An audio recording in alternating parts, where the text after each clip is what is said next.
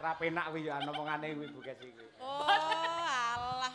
No akal sampean. Suara itu suara atas, suara bawah itu loh, Bu, maksudnya. Takon jujur wae. Pripun? Asline gore arep pengen ngepek awakmu rabi loro karo awakmu lho, El. Ya jangan toh, Bu. Kok yo Ning cuma jujur aku wae. payu-payu. Jujur Cahayu. Upama lho, iki mung sak upama lho. Upama napa? Iki mung sak upama lho Cahayu. Apa?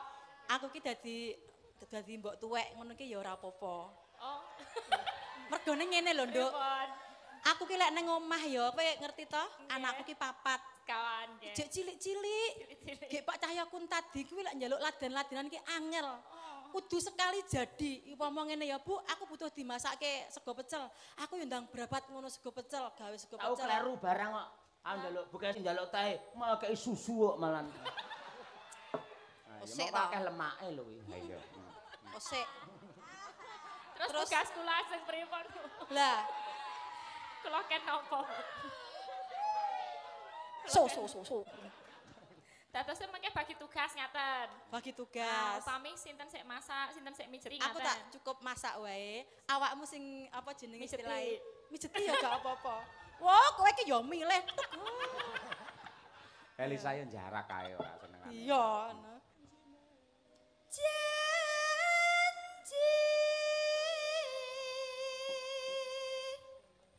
Selendang. Biru. Selendang biru. Hamong ngenaki hati.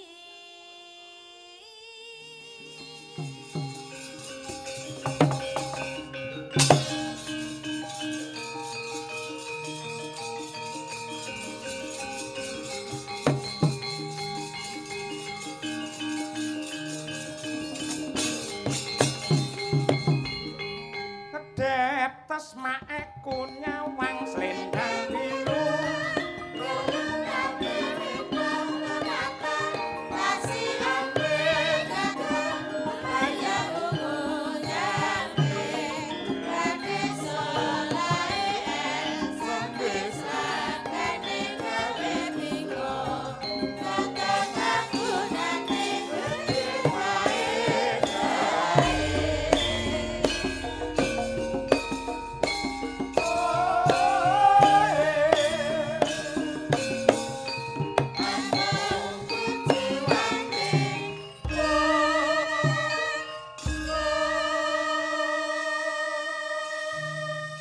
Gara-gara iki, Truk. Nggih. Rada mundur wektune nyuwun pangapunten merga lakone banjaran. Jam pira, Gong? Tengah 11. Iki jam modar dienggo ora. Yahine tengah 11 lho. Aku sing penting jamku krepyak gilap, perkara jame mlaku apa ora masalah. Nggih. Merga kula percaya mutiarane para pamirsa wayang kulit niku tetep wonten ing Jakarta menika saestu. Mboten namung seneng kalian lagon, mboten seneng kalih lucon, ning lakone tetep yang menjadi terutama dan yang pertama. Mangga. Mbak Umi.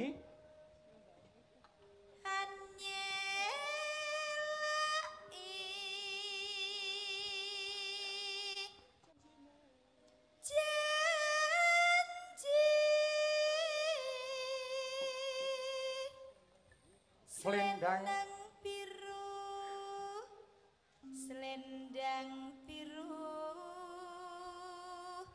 hamong ngenaki hati.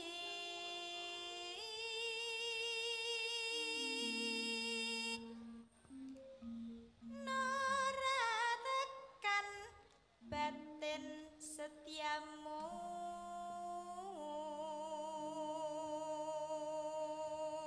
Yuk. Selendang biru.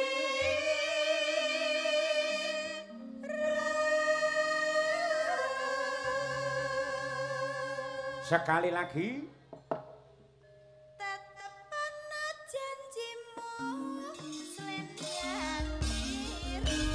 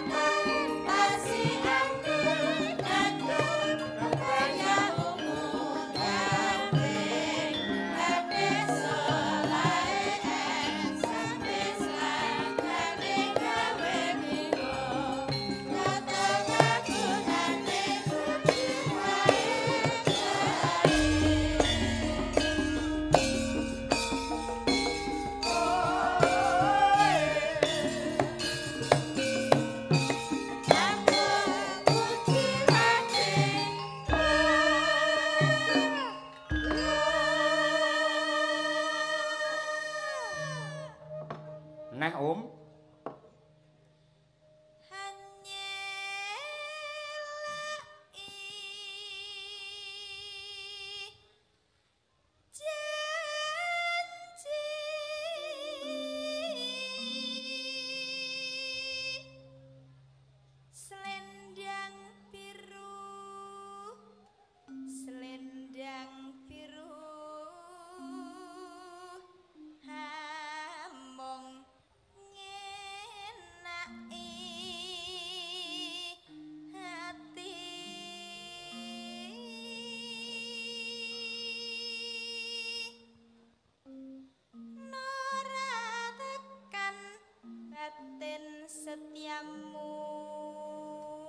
Ya.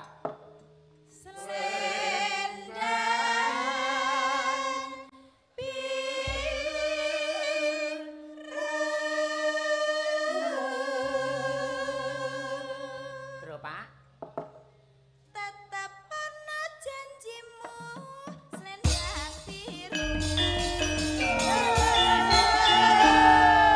Nderek Mangayu Bagyo, Sumpah Pemuda ya, Truk. Nggih, kalian gelar seni budaya ing mapan wonten ing Taman Benyamin Sueb mriki.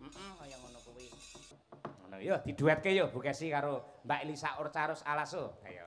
Pelak coba pelak. Ya, upamane anu bae. Karyane Mbah Sukron Swanda sing ya viral. Ya, apa kuwi Sambung Wanci Dalu. Ya, Bu Kesi karo Mbak Elisa coba kaya apa? Ayo. Ya jumeneng, Mbak. Ayo jumeneng. Mbak Elisa karo Mbak Kesi, ayo. Anu Bu Kesi, ayo. Manuk manyar susuwe dawa. Apakah itu? Entuk sing anyar kok lali mbok tuwa. Ngono ki lho. Tak rungok-rungokne lho. Iki ket jejer sore mau, ket limbukan. Aku ki ya pas lingguh ning kene iki kok ya krungu lho. Dalange muni apa wae aku ya ngerti. Ning aku ya gur meneng Hitung-hitung bojone dalang kuwi kudu jembar atine dawa ususe. Tak ngempet ning kok suwe-suwe kaya nyunggi kompor. Kula mboten lho, Bu. Nyapa? Mboten kula mboten marahi kula. Enggak marah-marahi gitu loh. Ya, ning asline ngene lho, El. Awakmu ya rada mancing-mancing sithik. Mancing apa Ya, lagi? iki lek mbok pancing-pancing ngono lho. Aku mau ora ngerti. Apa? Perjalanan saka Solo, Ya. saka Madiun numpak bis. Iya. Esu-esu iki wis video call lah. Iki saksine Birgita Ayu. Aku video call-nya tuh Birgita, bukan video call Pak Cahyo. Sing nakali Birgita. Kok iso? Iki malah video call karo Mbak Elisa to. Lah kok omong aku, Pak, iki lho Mbak Elisa pengen ngomong karo sampean. Iki lho cah iki lho. Alah. Iki lho. Kan, Bir. kan Birgita omong ngono kok. Boten apa boten. Lah ngapa mau kok dudone aku? Dudone Pak ini lho Pak, Mbak Elisa VC aku lho gitu aja Pak. Lah kok ora kok dudone Bu Kesi kok dudone aku sebabnya apa? Lah Bu Kesi pas tidur Pak. Digugah. Aku Digugah. Ora apa-apa. Gitu. Aku melek. di sebelahnya kok. Aku ngerti, ndek mau ning perjalanan ki sampeyan sing ngetik Birgita. WhatsApp Birgita, kowe etok-etoke kowe anu video kalau ambek Elisa, aku tak omong. Aku iki krungu dhewe lho nang sebelahmu, aku merem etok-etok krungu. Ngene iki lho, ngeten iki dulur-dulur video call nang ngarepku. Sebelah iki aku ngene. Halo sayang. Wah. Ayo. Bu, piye? Coba saiki aku tak golek wong lanang ning kene ganteng nek ora ya coba mong mriki Pak. Mas. Golek sing blangkon nang kliwir ayo. Ganti manas-manasi dalane aku. Loh niku muahene itu kangge sinten toh tadi itu? Tadi emang mak cepuk gitu, tapi nggak tahu kayaknya buat jenengan bukan kula. Enggak, kan sama kamu toh, El. Oh di HP tadi. Ora Tadi itu salah, buat kuwi siapa? salah kabeh, asline Tapi salah Pak, kabeh. asline, Pak. Aku mau ning HP emuah kuwi untuk keadilan dan asas pemerataan. Sing tak omah ya Bukesi ya awakmu, dadi loro. Oh. Nakal. Wis bene El, ora apa-apa. Dhewe iki lek ndalang ngene iki ya. Ya. Bojoku ki yen ndalang ngene iki wis tak liarke deh. Oh iya. Arek ngomong apa-apa iki gak tak gagas, gak tak Berarti lebokne milik ati. umum? Iya, milik umum, silakan. Sik. Piye? Ayo. Milik umum. Alah kowe wani mugur salaman tok ngono kok. Salaman iki biasa. Iya. Awakmu ora mung awakmu tok wae. Ya Allah, kula sore wawi niki teko lokasi Taman Benyamin Sueb niki ya ampun. Mana, Bu? Sueb. Tapi sadurunge nembang aku tak matur sik. Apa? Karo para panitia untuk segenap panitia penyelenggara pagelaran wayang kulit keluarga besar Taman Benyamin Sueb mriki. Saya berterima kasih sekali Bapak Ibu, mas-mas, mbak-mbak yang menjadi panitia luar biasa. Sejak berhari-hari yang lalu ya, Bu. Betul, ini dipersiapkan sudah 1 bulan yang lalu. Mbak-mbak itu sangat bertanggung jawab bikin grup untuk mengkoordinasi saya dan teman-teman. Kami datang di sini mendapatkan tempat transit yang begitu nyaman. Makanan tidak pernah terlambat. Wah, konco-konco lek mangan jan, Turah-turah double-double. lah. Ono Terima soto, kasih ya, mie Mbak. ayam, bakso. Jangan kapok, besok nanggap lagi. Waduh. Oke. Enggak mengecewakan pokoknya. Ya, oke El, sekarang kita menghibur untuk warga masyarakat sini ya. Ya, siap. Niki wau napa lagunipun? Sambung wanci dalu. Sambung wanci dalu nggih. Coba diwiwiti saka ibu sepuh dhisik ya Bu Gesi. Ya. Iya toh. Ayo. Ambo. Iya. Niki. Iya Pak Dalang. Peh sampean ning kene ketemu Elisa wae karo mbok sepuh sia-sia. Awas titen ana sesuk-esuk lek tekan ngomah sampean ora tak paringi. Mbok angkat neh, Mbok. Maaf ya, Mbok. Ya, di mesra-mesrake mong Elisa. Yus gak apa-apa aku terima. Aku terima. Jadi memang menjadi istrinya Dalang itu harus jembar hati, dawa ususe. Jadi enggak masalah wis. Ikhlas aku. Terima kasih. Bagaimanapun tuh cuman pikiran dan perkataan kok, Bu. Wong yo nyatane kan nggak iso nyandeng, sing iso dilus-lus ya mung debok. Ya Iya. kan? Jadi ya santai aja. Iya bener. Ora apa-apa, ngelus-ngelus debok malah entuk dhuwit. Ngelus-ngelus sinden malah kelangan dhuwit. Nah. Lagine pinter. Pinter aku. Alah, yuk nembang. Ya pakai bawa mboten. Dibawani ora Pak? Oh, spesial ya komplit. Komplit, Spesial kok ya. Nggih. Coba. Oke sih, ya Bu. Sayang, ayo sayang. Gombal amoh. Senengane Pak Untung ini iki lho, ayo. Pokoknya kalau Bu Kesi itu marahan sama Pak Cahyo terus ada Elisa. Wah, saya seneng sekali. Pasti nanti saya sawer 5 juta. Urung ya, urung. Ko hari ini. Mangga Bu.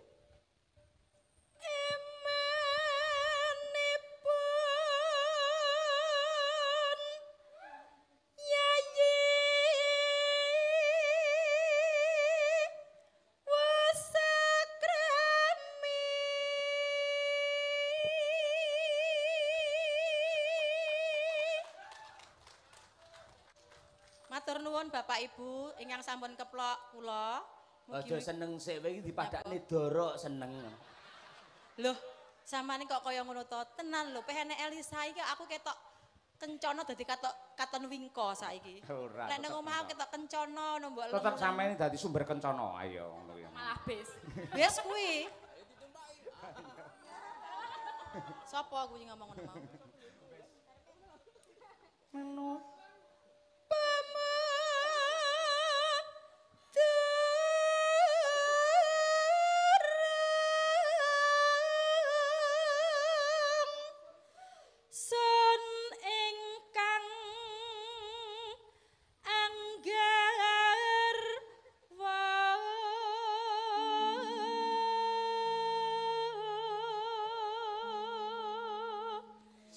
Garis melih Bu Kesi.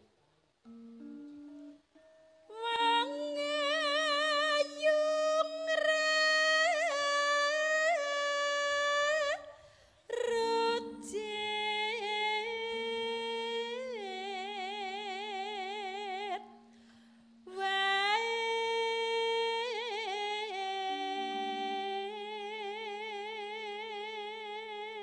nderek ningali Mas Dalang mugi-mugi sukses dayanipun saking kula Ki Suryanto Karanggedhe wae nggih. Menika Pak Sur menika ingkang rama teng mriki jenak pinarak. Kok tuwek men yo temu iki malah ayo nggih. Tadi ada titipan juga Pak Cahyo dari Siapa, mana ya? Nur Bali Jawi. Katanya DM jenengan atau WA jenengan. Minta nanti ngimpi, langgam ngimpi, pengen bawa sendiri dipalarke. Oh ini ya ketemu ya Mbak siap. Terima kasih sudah diingatkan Mbak Elisa ya. Terima kasih. Yang jenengan Mbak. Iya. Brandene maksa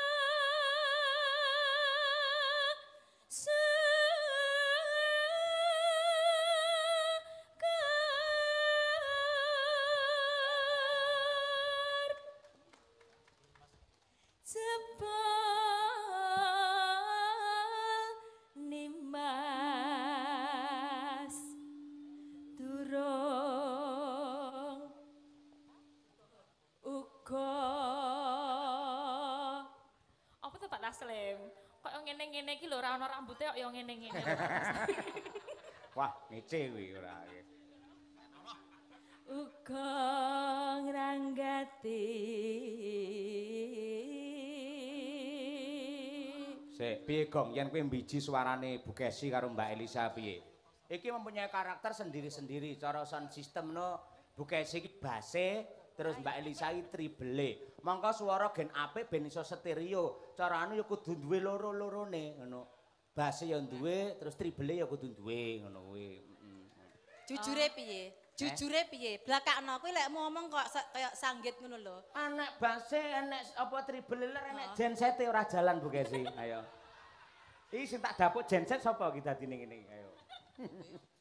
Suara nganggo stereo karo bass. Berarti sampean Triple. triple.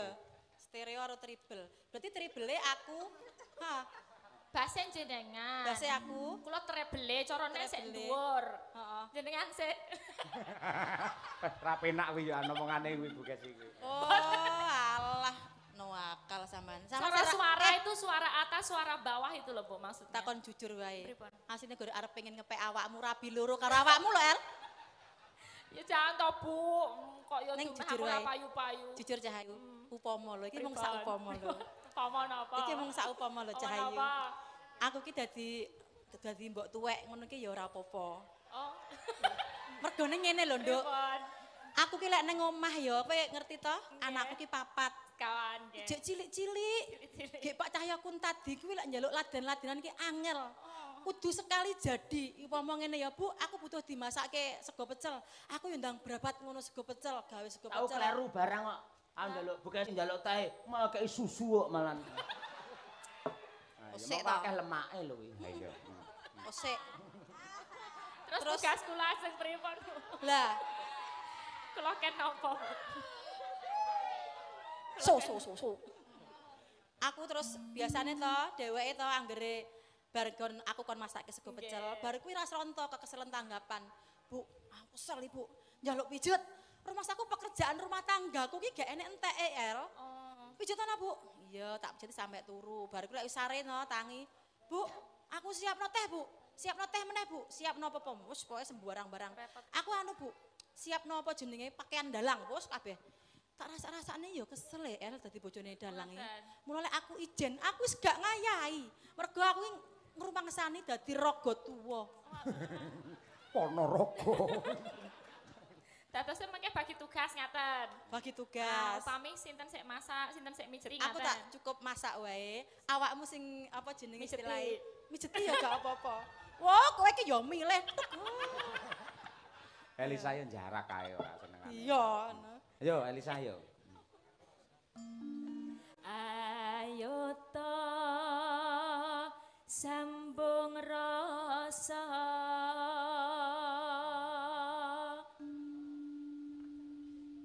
nanging wanci dalu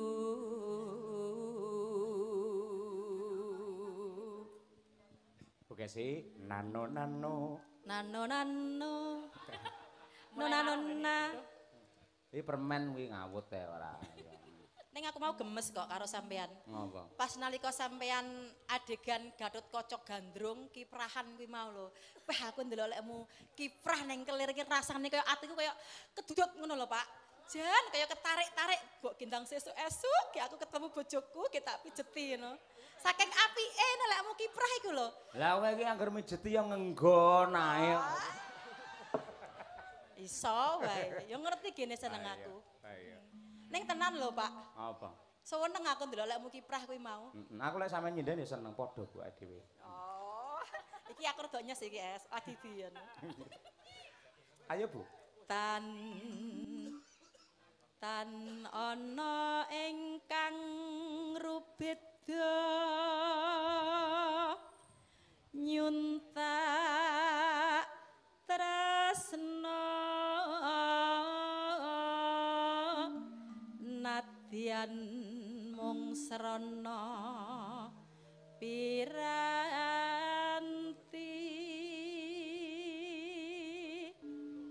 Bareng berdua nono, yuk. Gambarmu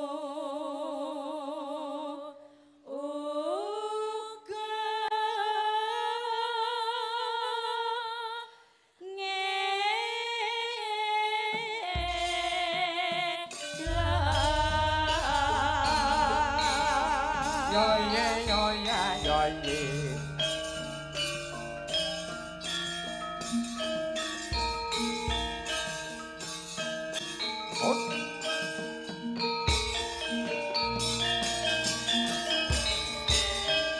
Mbak Lisa, tarik, Mbak. Yuk. Sing gedhe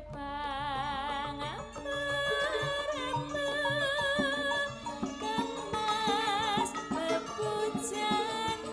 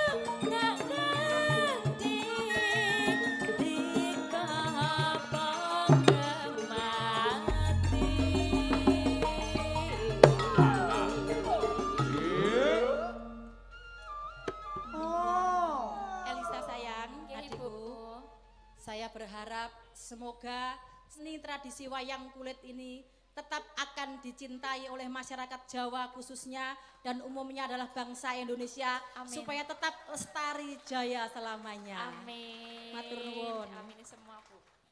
Wah, iki cerdas kabeh sah loro iki. Ayo. Mendah boyo yang tosida urip lan andika. Kedua rambutne slow ya.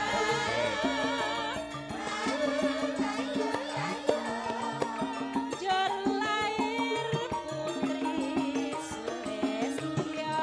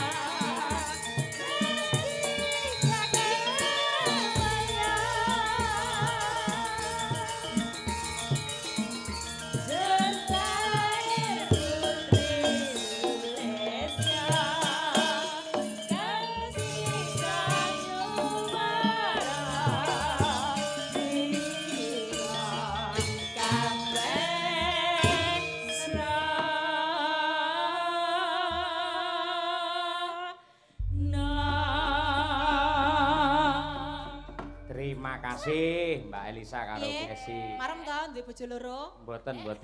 Tetep jenengan sing kula tresnani lahir dalam kubur. Pret. Matur suwun Bapak Ibu, mugi-mugi panjenengan betah sampai tancep